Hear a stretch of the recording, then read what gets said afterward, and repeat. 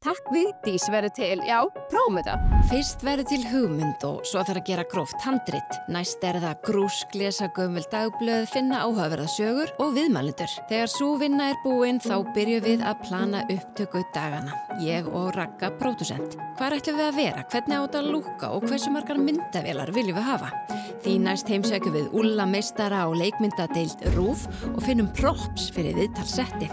Við tókum öll stóru viðtilin upp í Iðnó og svo tókum við örkomment upp í myndveri RÚV. Eftir upptökur þarf að hlaða öllum viðtölunum inn í klippiforritið og flokka efnið í möppur svo ekkert týnist. Yfir 50 viðmælendur, það verður gaman að stytta þetta. Jæja, let's go.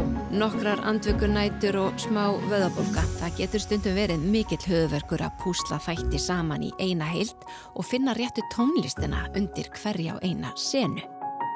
Þegar þátturinn loksins komið niður á línu eins og við köllum það, þá hefst næsti fasi sem að myndskreita og það einmitt hér sem að töfrarnir fara að gerast. Ragga, pródúsent, fer á safnið en hér Ara grúið af gullmólum meðal annars frá forsetatíð Vigdísar.